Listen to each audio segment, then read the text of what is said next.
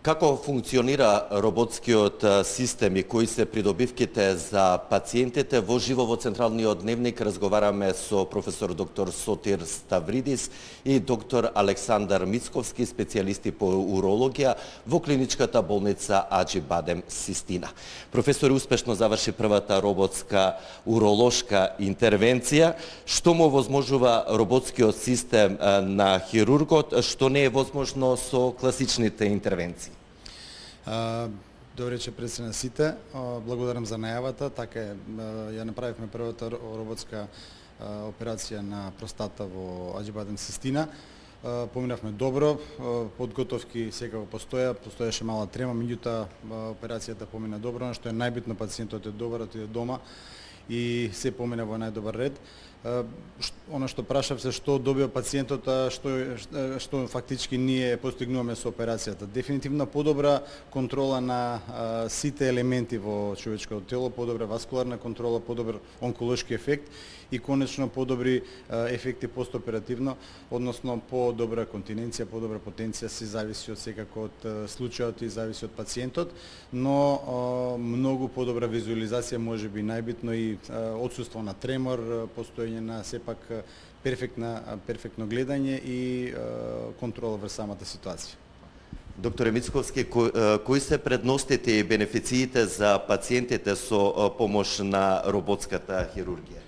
Со самата прецизност, изголемување за 10 пати на визуализацијата, се овозможува прецизен пристап и по-прецизно и по-радикално отстранување на туморите, а сето тоа да резултира со минимална агресивност врз пациентот, што секако се одразува и за време на операцијата, како намалена крвозагуба, меѓутоа и постоперативно, како брзо опоравување, мал степен на болка и мала употреба на аналгетици, брзо воспоставување на работа на цревата и можност за брз испис дома, кој што реално можеше да биде и на втор ден, кај нас, кај конкретниот случај, трет ден беше, меѓутоа сосема комотно можеше да биде и втор ден.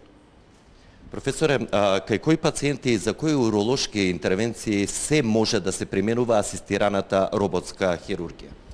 Роботската хирургија која што се користи најчесто кај многу комплексни или кај покомплексни операции, во главном онколошки операции.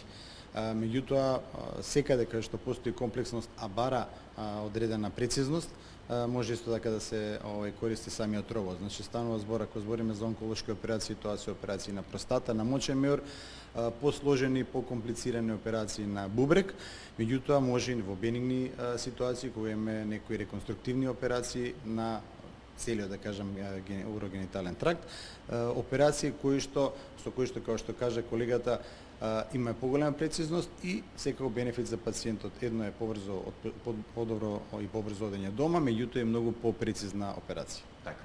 Докторе, дали се планира примена на асистираната роботска хирургија и во други специјалности, не само во урологија? Апсолутно, тука е иднината.